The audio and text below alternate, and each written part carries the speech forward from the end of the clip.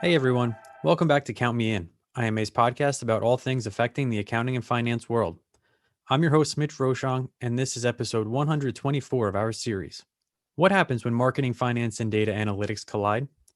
Well, in today's episode, Andrew Warner, CEO at Marketing CFO, uses his unique mix of experience in both finance and marketing to help explain how companies can combine these efforts to create a sustainable business. Hear him speak with Adam about bridging accounting and marketing as we head over to their conversation now.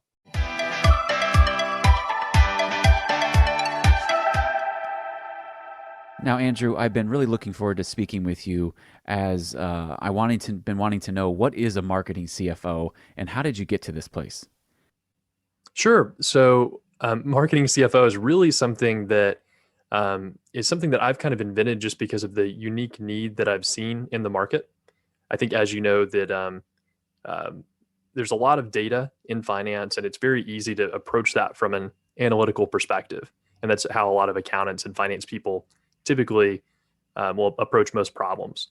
But nowadays in marketing, you're getting to where you can track so much spending and the results, and there's so much there that it's almost to the point where it's more of a finance type role than a creative role.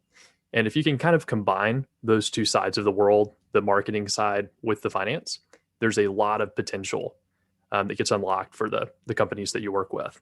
That really makes sense how, marketing and CFO kind of collide. How did you get to this role? Well, to be honest, it was a bit of an accident. So I started out in the finance world. I was working in a accounting firm, probably like a lot of your listeners work at. And on the side, I had some e-commerce businesses mainly focused on drop shipping products, and there's a lot of digital marketing involved. And so I actually attempted to leave the finance world to go into that industry. I had a small exit with an e-commerce store that I owned and started consulting on the digital marketing side. But what kept happening was that a lot of my clients, even though I was supposed to help them with the marketing, I kept getting pulled back into the finance world. They didn't know if their advertising campaigns were profitable. They didn't know what their business goals were and what campaigns fit into those and which ones didn't. They had cash flow constraints and inventory issues. And so I kept fighting it for a while. I was trying to avoid going back into finance, but about 3 years ago, I just accepted it and have been serving in that role as kind of being the bridge between those two worlds. That's interesting how I think we all kind of fall into our profession by accident a lot of times.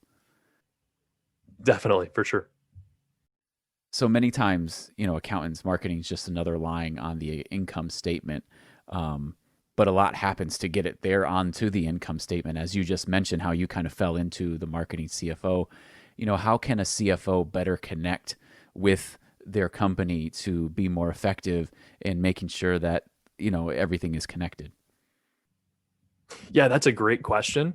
And what's so cool is that 20 or 30 years ago, if you'd asked me that question, it would have been a much different answer. And it would have been really tough for a finance person to understand everything that's going on in the marketing world.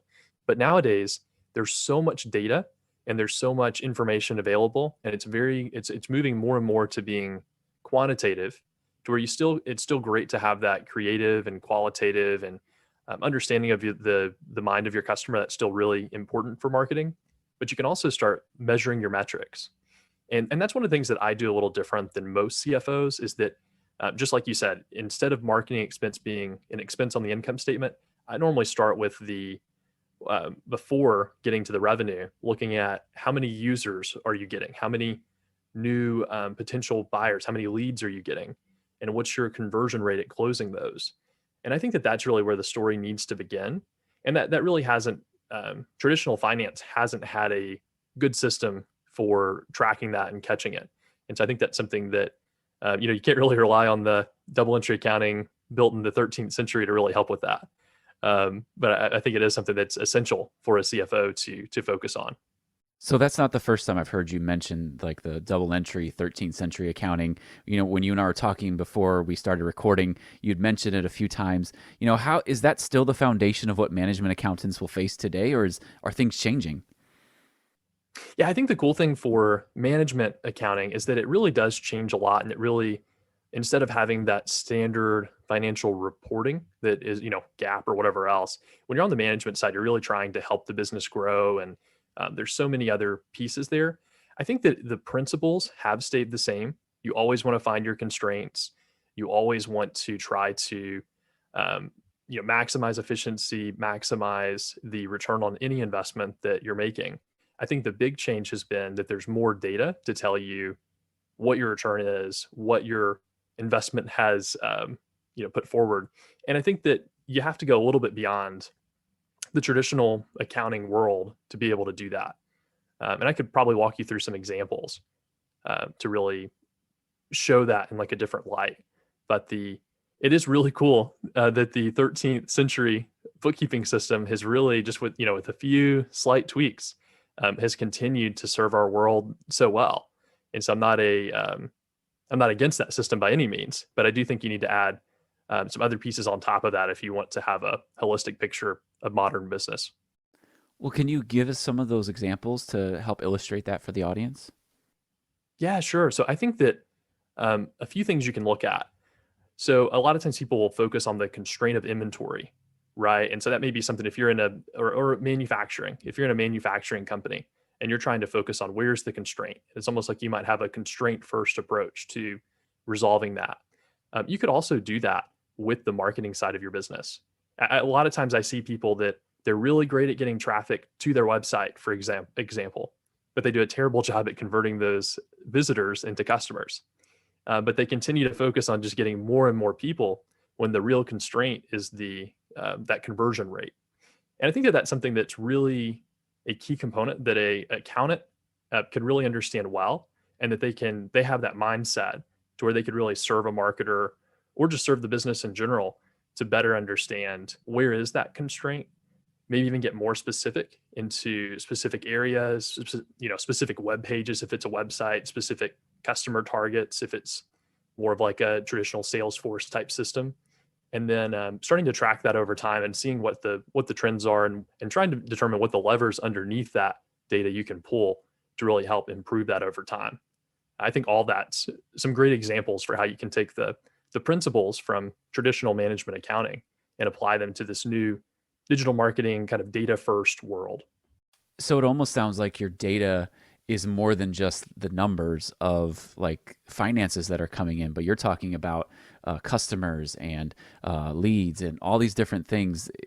So the modern CFO needs to be able to understand all of that. Definitely, I think so. I think it would just be tough for a CFO to really understand just by looking at that one line item called marketing expense, and really understand what is it that's driving those changes in the revenue. What is it? How can you improve that spend? Where are the constraints in getting to revenue? I think that it's just essential to do that. Now we've talked, you and I have talked a number of times before we got to this conversation, and you've mentioned to me Ray Dalio, and he has a book called Principles, and there's a quote from that really sticks out. Principles are fundamental truths that serve as foundations that get you what you want out of life. They can be applied in similar situations to help you achieve your goals. Now you've mentioned this quote to me. How does that kind of bring together what we've been talking about today? Yeah, so I think that Ray Dalio's book Principles was ahead of its time, but the perfect time to implement that is now. And so what he did in the 80s and 90s is he really solidified for his team, here is what we do when the data says this. So if this changes in the market, this is what our system's going to be. And they would spend several hours for each individual little process trying to understand that 100% what that would look like. But it was tough back in the 80s and 90s for most traditional companies to find that data. And in finance, he was looking at different pieces of the market, and there was a lot of financial data there, but there wouldn't have been as much marketing data in a modern business back then. I think you can really take that same approach and say, you can almost have it to where the data runs your business for you.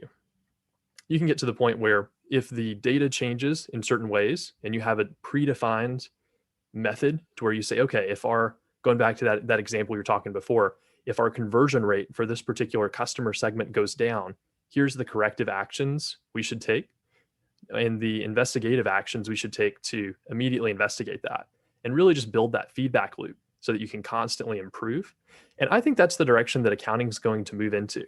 I think there's so much data and it's so easy to convert. A lot of times I've built dashboards for people before, and I'll build these beautiful dashboards that I'm so proud of. And then I'll look at the usage stats, and people rarely use them. They're too busy. It does take time to look at the dashboard and convert that into action. And a lot of times we put that on the managers to determine that and take that next step. But I think the next step for an accountant could actually be to say, if the data is changing in a certain way and we have a predefined action step, maybe you can connect a tool like Zapier or Power Automate and automatically trigger a task in a task management system. And that's actually some of the things I'm starting to do for my clients. But I think that's another thing that's right around the corner that's completely from the Ray Dalio principles mindset that I think accounting and finance is just poised to really exploit and push that to its max now that we have all this data. So does the modern accountant need to be a data scientist? I think so. But I would also say that I think the modern marketer needs to be a data scientist. I'm afraid we're getting to the point where almost anybody is going to have to be a data scientist, at least to some extent. So how do we get there? I think you can start out with some pretty familiar tools. I think that pivot tables and Excel can get you really, really far. And I think that's a great place to start. I think the most important thing that a lot of accountants actually miss is knowing what to do with the data. So, okay, if this changes, what's the next step? And I think you can get to the point where you could connect your accounting system to some sort of management system. And I think that that's really where you can almost be a data scientist that understands the accounting numbers, but then is helping to translate that data into the next action step for a business. And I think that that's maybe the most beneficial, the highest leverage point for an accountant these days. And it's something that's really proactive and would set you apart set you apart from the traditional accountant for sure. This has been Count Me In, IMA's podcast, providing you with the latest perspectives of thought leaders from the accounting and finance profession. If you like what you heard and you'd like to be counted in for more relevant accounting and finance education, visit IMA's website at www.imanet.org.